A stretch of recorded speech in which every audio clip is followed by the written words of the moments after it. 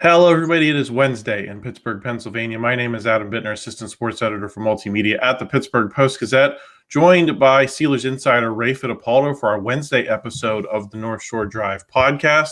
Christopher Carter is in Durham, North Carolina, just wrapped up Pitt's game against Duke. We're going to have more from him on the website about that game, so if you're a Pitt fan, check that out. But we're today here on this show going to talk about the Steelers and the potential pivot points going into this playoff game against the Baltimore Ravens this week. How much validation could the coaching staff earn by winning? What about the core of players, TJ Watt, Minkah Fitzpatrick, Cam Heyward, the belief in those guys as you know the centerpiece of this franchise moving forward? We'll also talk about the quarterbacks and what's at stake for them. Before we do, just want to give a quick shout out to Edgar Snyder Associates.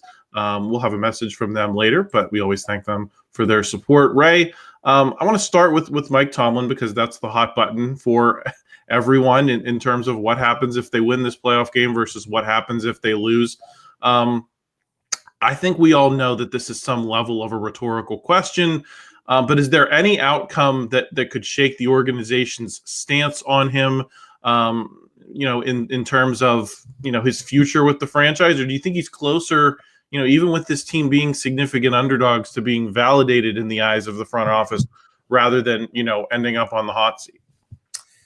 Yeah, I mean, listen, if Art Rooney had any concerns about Mike Tomlin in the long term, he wouldn't have done a contract with him over the summer. So, any idea that fans want to hear about him being on the hot seat, it would be totally out of character for Rooney, in the front office to make a move like that. Even if they do, let's say they go down to Baltimore and, they lose by 21 points or something like that. I think the more likely outcome is there'll probably be staff changes. I don't know that it would be coordinator changes. Both those guys are in the first years of their contract. But whenever you lose and whenever you lose 5 straight, there's going to be changes. So I would expect some changes on the coaching staff if that happened. Ray, do you think ownership views this less as the fans do of an 8-year, playoff win drought? And I get why fans are upset about that, but you did change the front office, a little more than 2 years ago. Do you think they look at this potentially more like a good result for year 2 of Omar Khan and Andy Weidl, pretty much regardless of what happens down in Baltimore, and that, if you get a win in their eyes, that's a validation of the direction that they're heading, with these guys running the show as opposed to Kevin Colbert?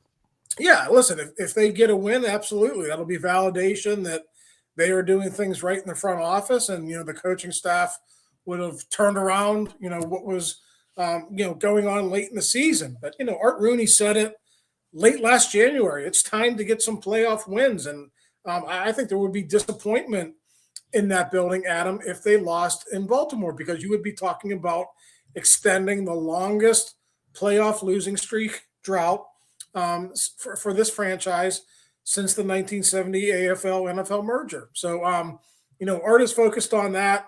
If they go down there and let's say they lose 20-17, he's not going to be happy with that result because he wanted playoff wins of the season. So that's what I was talking about. Yeah, there would be changes.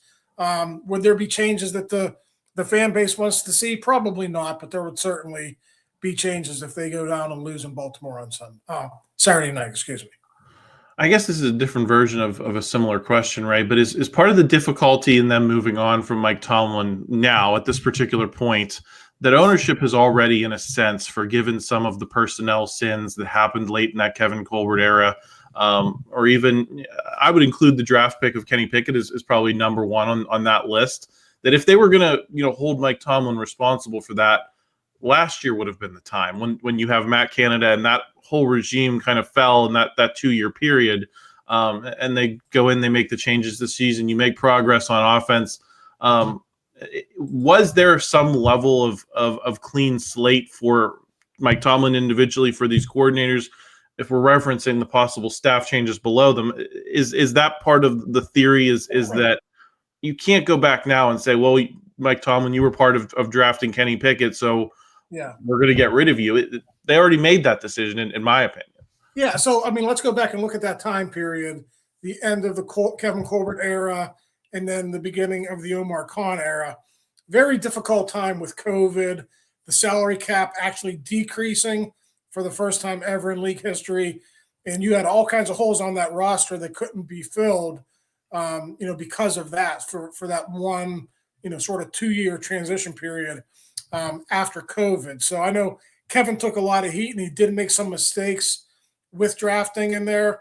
But that was a very difficult period for I think every NFL GM that was up against the cap. And the Steelers at that point were spending up against the cap every year. They're not in that situation anymore. A lot of that stuff has been rectified. They'll have plenty of money, to address free agency and player acquisition after this season is over. But I just felt it was important to point that out. Now the other part of that, Adam, is Mike Tomlin really for the last, probably not his first few years as head coach, but really for the last decade or more, he was intimately involved in the drafting and the scouting process with Kevin Colbert. So I think, the Rooney family is going to sit back and say, hey, Mike, these are the players you wanted too. I don't think there's really any, leeway given there. I just think they believe in Mike Tomlin. They like him. They like the job that he's done. And, anything that happened 3 to 5 years ago probably isn't a big part of the equation of whether he comes back or not. I'm glad you brought up that he is involved in personnel, and that is part of his responsibility. I mean, is that something that's potentially at stake in this game, where if you win, we're talking about it as a validation of the guys that he sought out and put his stamp on wanting to go out and get in these last couple of drafts? Or is there any point where, if the Steelers lose this game, that you say, okay, Mike Tomlin, you get to coach another year, but we're giving more of the input on who we pick on a year in, year out basis to the front office as opposed to, what you might wish for? I think any good NFL organization, there's really a good working relationship between the head coach and the talent evaluators. And we saw that with Mike and Kevin really for as long as they worked together. They had a really good relationship, and they, were pretty much on the same page, in terms of what they wanted to do going into the draft every single season. I think it's on the scouts and it's on, Andy Weidl and Omar Khan. They have to figure out, okay, Mike, what types of players do you want? And let's try to go out and get those guys for you. So I don't think you ever want to go down the road where Andy Weidl is picking his guys and they don't really fit into Mike Tomlin's system. So I think you always want to have that collaboration. I think more likely, Adam, and I still don't know that this would, be on the table. Maybe Art would say, hey, Mike, listen, this has been your defense for a while, really since Dick LeBeau left. If they struggle again defensively in the playoffs and they lose, they give up, a bunch of points again, maybe, and I'm not saying this is going to happen, maybe Art goes to him and says, hey, Mike, let's get a coordinator in here. Let's have him have ownership of the defense and you just coach the football team. I think that's more likely than anything that has to do with drafting, and evaluating the talent that the Steelers bring in. How much of this, Ray, is, I think people talk about, and this is the last question on this before we move on to talking about the core. Do you think that the keeping Tomlin in place is more than a loyalty thing for Art Rooney II? Because in a lot of ways, I feel like Mike Tomlin and the way he coaches this team has become an avatar for the organization at large and its identity and its belief in running the ball, playing good defense, and winning that way as opposed to the way other NFL franchises might win. Is there some level where Art Rooney II views Mike Tomlin as a representative of himself and how he wants to win football games? Yeah, I think they're certainly on the same page. And listen, Adam, when you don't have a franchise quarterback, there are only your avenues to winning and to getting to the playoffs are really limited. I mean, just look at the AFC and look at the seeding. Kansas City 1, Patrick Mahomes. Buffalo 2, Josh Allen. Baltimore 3, Lamar Jackson. Houston 4, CJ Stroud. It's all about the quarterback. And right now the Steelers are kind of in that quarterback purgatory that, seemingly more than half the league is in from year to year. And I think, on some level, you do have to give credit to the Steelers organization and, of course, to Mike Tomlin and that coaching staff. to get one of those 3 wild card berths. It's not easy. And, we could even extend to the 5 seed, Justin Herbert. He's a top flight quarterback who was a top 10 pick. And, they're a dark horse team to maybe make a run in these playoffs. So I think when you sit back and look at it, I do think you have to look at all the circumstances here. That's why I mentioned it, at the top. I think the Steelers, whatever they do here in this playoff game, I think the offseason has to be about, okay, is your bridge quarterback Russell Wilson? If not, what do you do? But in any circumstance, you have to look at the draft either this year or next year, get a quarterback in here, a young guy who could learn under that bridge quarterback. So maybe you can, build towards the future with your guy in the coming years. I don't think you want to be stuck, in this veteran cycle where you're cycling through these guys, like the Steelers have been for the last couple of years.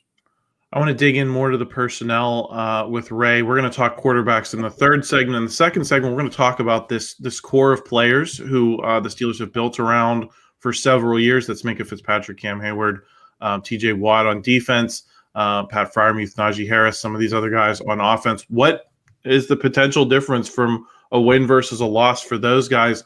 We're going to get into that in a second. Just want to end the segment by thanking our sponsor, Edgar Snyder Associates.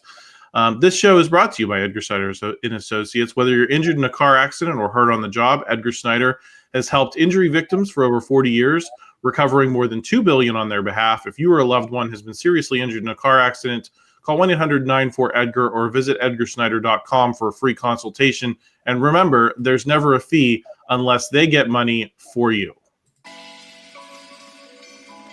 You are now listening to the North Shore Drive Podcast, a show on all things Pittsburgh sports from the writers of the Pittsburgh Post-Gazette, hosted by Christopher Carter.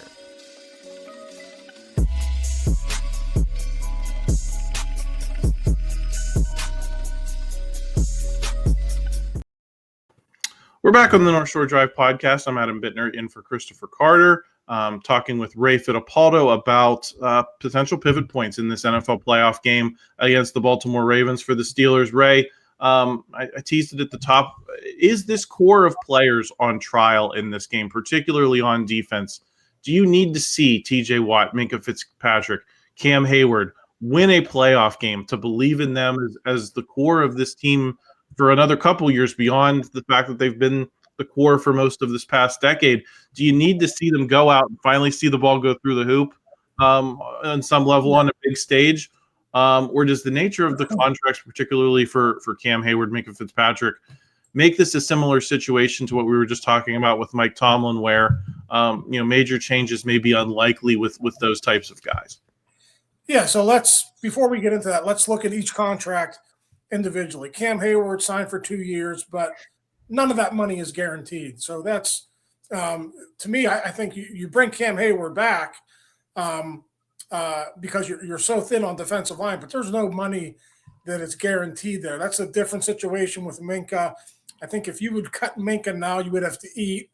I don't have the exact number, Adam, but I think it's like between 10 and 12 million, maybe even a little bit more if you want to eat that. And that's not really something the Steelers do. The only time I remember them doing something like that was with LaMarr Woodley, and I think LaMarr Woodley had other issues that Minkah Fitzpatrick doesn't pose to the Steelers. Then TJ Watt, I mean, listen, TJ's going into the last year of his contract. He's still playing at a high level. I think, you redo his contract every single time, and, you bring him back, not at all costs, but you bring him back under a fair contract for a guy who's going to turn 31 next season. When I look at this defense, I think it's, what are you going to do beyond those guys? Like, can you go out and get a top flight cornerback in free agency or the draft?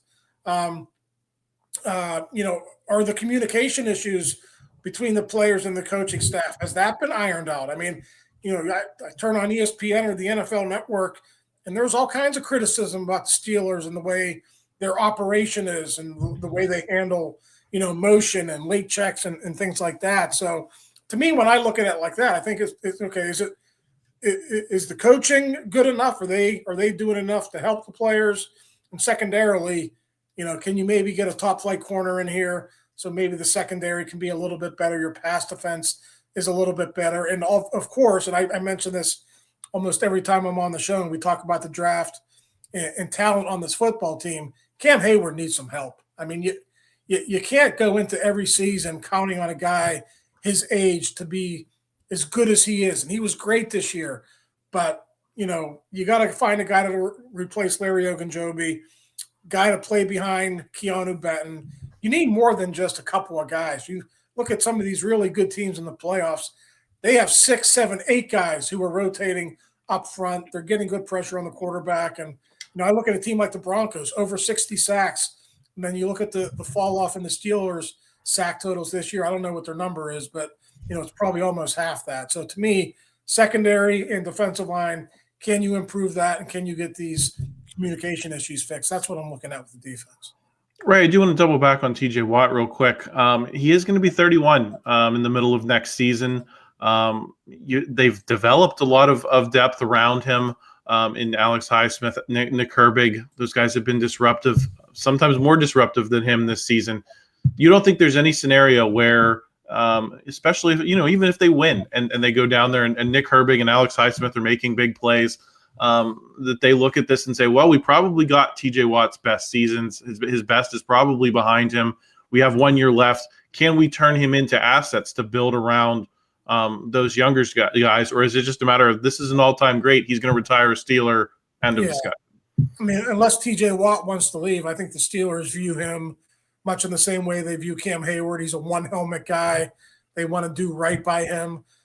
So, yeah, if TJ wants to come back, I think that they'll do a deal with him. Now, does TJ need to be the highest-paid player in the highest-paid defensive player in the NFL again when he's 31? I know they did that for him the last time, but maybe you just come to a fair number and maybe you do a shorter deal where you take him through age 33. Maybe it's a 3-year deal this time. I think that's probably the smart thing to do. But I still think TJ's playing at a really high level. I know the numbers aren't there this year like previous years, but I think a lot of that has to do with the way they're being schemed up. Teams are getting the ball out quick, and there's just, like I said, there's no help on the inside. If they had better interior pass rushers, I think Alex Highsmith, Nick Herbig, and TJ Watt would all have better numbers than they do right now. Ray, are there any guys on this team that have substantial contracts or could have substantial contracts? I'm thinking of a guy like George Pickens, for example, who's getting into that window where you're going to negotiate that second deal. Are there any guys where winning or losing could make a difference in terms of their future with the Steelers, where if you win, you say, well, we believe in you as a piece of the future, or if you lose, that they potentially view you as a movable piece of the problem? Yeah, I mean, those would be most of your higher price guys. They're not going to really nickel and dime the middle of the roster. When I think about those positions, I know there's an out in Patrick Queen's contract, but I think they like Patrick Queen, and they don't want to eat any money on that contract. So I think Patrick Queen's going to be back. Ogunjobi would be one, but again, I keep going back to the lack of depth at that position. He would be another guy who's making a good amount of money that they could take a look at. If you want to flip it over to the offensive side of the ball, Isaac Seumalo has been okay, but is he worth the $8 million a year that you're paying him? But then again, Adam, if you don't bring him back for the last year of your contract, you're probably in the market for another free agent offensive lineman or another, I don't want to say early pick, but probably another mid-round pick, to replace him on that offensive line. You are losing James Daniels. Right now, the only guys coming back are Seumalo, Mason McCormick, and Spencer Anderson. So if you didn't bring Seumalo back, you would have to either spend money there or spend draft resources to replace him. So, yeah, there are some guys that, we'll have discussions about coming back after the season does end. I'll have my annual cut them or keep them. So, that's always well read and, by our readers. So, yeah, there's going to be some guys who might be on the cutting line, but I think it's all going to depend on what their offseason plan is and, where they want to spend their money, how they want to approach the 2025 offseason. You don't consider Pat Freiermuth to possibly be on that list as a guy who, we spent so much of the offseason talking about how this offense would be built around him that, you might be talking about him as one of the best tight ends in the NFL. Obviously that didn't play out, but he's also still probably your most reliable pass catcher. beyond George Pickens. Right. Is that, again, the kind of end of discussion there, or do you rethink from an identity standpoint, potentially shaking up that tight end room? No, Pat's a big part of that organization, both as a leader and a player. He's not going anywhere. Ray, I'll just get out of this segment on this before we talk quarterbacks. How much does it complicate the conversation of when to move on from these older players that, you haven't seen these younger guys to a large extent step up the way you'd probably want to, and you haven't had that moment where you say, like, Joey Porter Jr. is definitely a guy who's going to be here for a long time.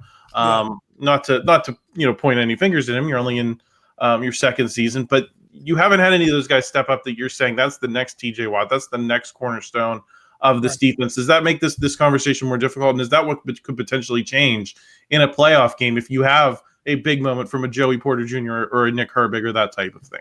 Yeah, I mean, I think some of those guys, I think he's kind of been quiet as a pass rusher, but I think they like Keeanu Benton's development. And I think they feel like he could be a core guy in the future when some of these other guys, do move on. Joey, Joey's had an up and down season. I don't think anyone is crowning him yet as a top flight NFL corner. But when I look at even this last year's, draft, Peyton Wilson, look what he's done. If he can stay healthy, I think he's going to be a piece for the future as well. So they have done some good things in the draft. You would obviously like to see more guys step up, but I think, by and large, I think they do have some young guys who are coming up and playing well. They'll be part of this new wave, but you know how it works. I mean, when you're in a conference with Patrick Mahomes, Josh Allen, Lamar Jackson, you need talent on that defensive side of the ball, and they're going to have to spend in free agency and in the draft again to bolster some of those positions. We are going to talk quarterbacks on the other side of this break, so stay tuned. I think it's kind of a different conversation than some of these other guys we've been talking about. But anyway, stay tuned for that. Also wanted to thank a couple more sponsors. This update is brought to you by Savinas Kane and Gallucci Mesothelioma and asbestos lawyers with over 85 years of experience. Call them now for a free consultation. Also wanted to thank our friends out at Moon Honda. This is a message from them. It's that time of year again to get the Honda of your dreams during Happy Honda Days, where you'll find great offers on a sporty new Civic, spirited Accord, fun to drive HRV, and versatile CRV.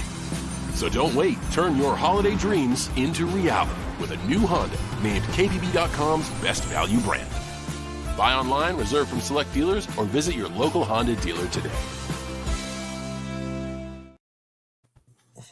Back on the North Shore Drive podcast, I'm Adam Bittner. He's Ray Fittipaldo. Ray, I wanted to save the quarterbacks for last because I don't think you can really view Justin Fields or Russell Wilson as a core piece of this franchise. They're on one-year deals. They weren't drafted by the organization. I think they kind of fall in a different category. But, where do we fall on the spectrum of you got to bring Russell Wilson, maybe even Justin Fields back where we were maybe a month and a half ago and saying this is the template, for the future. And then potentially saying, well, you went 10-7 without those guys. You can do it again. Next season, if you shuffle the quarterback room again, is a playoff win versus a loss, pretty much where that conversation begins and ends, where you win, maybe you're back in that range of thinking that these guys have the chance, if you give them another year, another full off season in the program, to, lead the Steelers to more in the next couple of years. Or if you lose, you say, let's evaluate our options and see who's out there this offseason. Yeah, I don't think the Steelers, really any team, looks forward to starting over at the quarterback position. So I think Russ, and I know the last month hasn't gone well, but I think Russ, can be that bridge guy. And, the only difference, Adam, is, and, we'll see, Steelers want to play hardball here, but, maybe a month ago when they were 10-3, maybe his number was 33, 35 million a year. Okay. Now does, the Steelers, do they use the last month and say, hey, Russ, we want to bring you back, but here's our number. Can you live with that? And maybe that's, 25 to 27 million. I'm just throwing out numbers here because, that's the way the negotiating will go between the club, and his agent. So maybe they bring him back, but maybe it's at their price now, and maybe they can use that money to address some different areas. Justin Fields, listen, I think there's going to be opportunities for him to maybe go have a shot somewhere else. If he's not the guy here, if you're Justin Fields, do you want to come back here knowing you'll be number 2 to Russell Wilson again, where maybe if you go someplace else, you might have a better opportunity? Listen, if Justin Fields wants to come back and, they can swing it and they can come to a number, with him that's agreeable as a backup, I'd be all for it. But I'm still pretty certain that they have to get a younger guy in here to develop under these guys. Look what Andy Weidl did. Well, I think it was his last season in Philadelphia. 2nd-round pick, Jalen Hurts. No one really thought Jalen Hurts was a top-flight quarterback in that class. But when you put him on that team with a really good offensive line, with a really good running game and really good receivers, a 2nd-round quarterback can have success. So, the way I look at it with the Steelers is, can they duplicate that again? The offensive line right now isn't what Philadelphia's is.